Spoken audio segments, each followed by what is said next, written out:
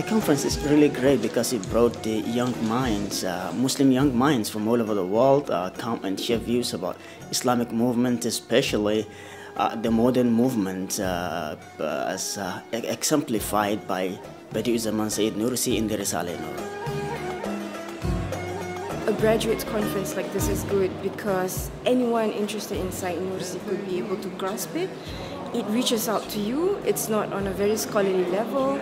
So, you know, it's sort of, you can engage at every level of beginning or every level of conversation, at least on Sayyid Nursi. The conference provides a platform where we can exchange our ideas, further our thoughts, criticize each other's works. So I found that really stimulating. And I came here to the conference last year just to have a look, and then I got very interested because I like the atmosphere and I like the people and I like the topic. So I started to get more and more involved with the study of the Risale. And I think that conferences like this are a real testament to the figure and the mythology of Sayyid Nursi. Badi'uzzaman Sayyid Nursi was born in 1875 and died in 1960. Between these two dates, he completely devoted his life to the truth of Quran.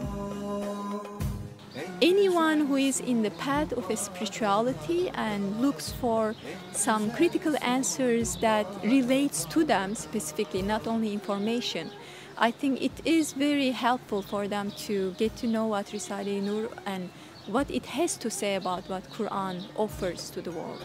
He talks about a lot of things in today's language. That's why the word mujaddid is used for him by many. Over the years, Nursi scholars had stressed the importance, and one of the things I stress as well, of doing comparative studies between Nursi and other great scholars from the Islamic tradition as well as from outside. For example, comparisons with great Christian theologians. So we've been seeing more and more students making these comparisons in their thesis. We're also seeing more and more non-Muslim students taking an interest in Nursi. So this has helped to this comparative perspective, and the fact that non-Muslims, non-Turks are studying Nursi has helped to raise the intellectual standards. And this is what I'm seeing in this conference. Correspondence with his male students is equally addressed to them. Well, in Italy, it's nobody knows about him except for a very small circles of academics. And even in those circles, they just know his biography and they don't have a deep knowledge of the Risale Nur. So I think it's very important that his thoughts as this kind of Islam it's shown around the world as a positive example of Islam to counterbalance so many negative examples we have constantly in the media. Islam is no longer just a traditional culture for me. Islam is it would be limiting it really to call it a way of life. In fact, it's the way of life because that's the way our innate nature is. I realize that now that doing, for example, salat, prayer, is not it's a cumbersome task that has to be given to us, but it's part of my innate nature. The link that Sayyid Nursi makes with our humanity being in balance with the rest of the creation by being a Muslim and through belief is amazing, and it's become really apparent. Maybe one of the problems of this ummah is so many sects, so many groups, so many, I can say maybe madhab that's against each other. And Ustaz Sayyid Nursi give the solution that we have to see our brother in the positive thinking. I think in Arabic, Nursi stresses the fact that belief should be tahqiqi, means through investigation, not taqlidi, which is through imitation. That's just one of the things that is really important for me. When I came to know the Risale Nur students and the Turkish people, when I attended the first conference in GNU, I really I really find myself as I am just living in the prophetic period. Actually, it was my dream of life, and I wish that, oh Allah, would that I could see that society which was like the prophetic period.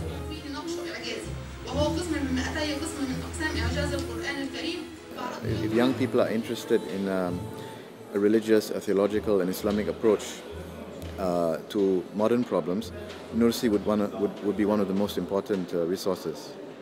So we need somebody who understands what life is all about, what modern life is all about, who can be able to translate the Islamic theories into practice in a modern age. There's been much discussion about the concept of tajdeed, renewal, from Nursi's point of view. Now, we should not remain at the abstract level. We should think of what tajdeed in Nursi means for the problems of modern capitalist society, because Nursi was living at a time when capitalism was developing, it was establishing itself in Western Europe and the Muslim world, the entire globe, in fact. So what Nursi meant by tajdeed is certainly not the same thing as what Ibn Khaldun would have meant by tajdeed, or Al-Ghazali would have meant by tajdeed. The basic principles of renewal would be similar or same across the ages, but the specific pathologies of society that Nursi identified are vastly different today, are vastly different in Nursi's time and today as compared to pre-modern or pre-capitalist times. So we should keep, students should keep moving back and forth between the abstract and the concrete. I would say most of us, we are graduate students, we are new to this field, and certainly this is an opportunity for us to learn from the senior scholars. I must say they are very good, but certainly, I mean, the purpose of coming to this conference would be to get feedback from senior academics and how to improve our ideas.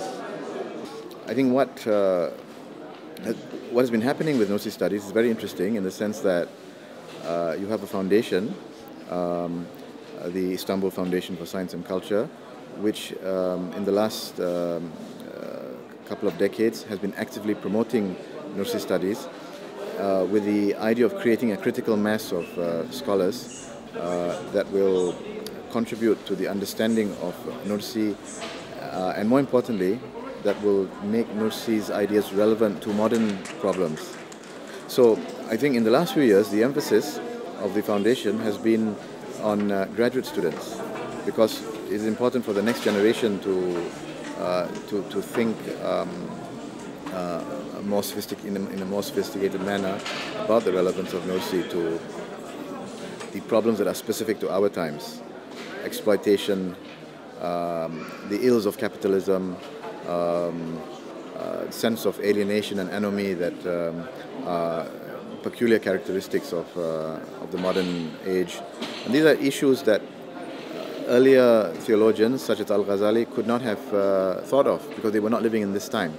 But Nursi did think of these issues. So what we are lacking in Nursi studies is the elaboration of those issues using concepts and ideas from the Islamic tradition as well as from the modern humanities and social sciences.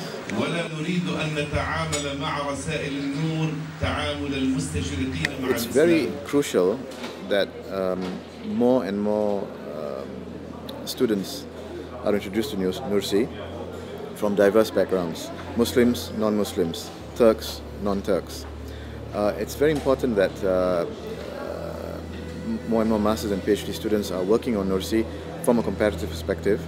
What you need is not 5 years, but you need 1, 2, 3 decades of such scholarship for there to be an identifiable school of thought founded on the works of Nursi that influences scholarship not only in theology, but in sociology, in history, in literature.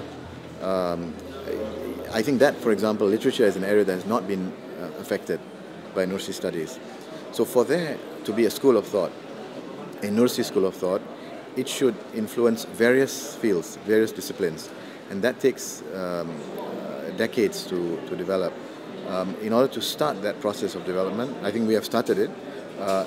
There has to be more and more graduate studies that should be sustained over a long period of time. I hope as many people are fortunate enough to have become familiar with Said Nursi as I have.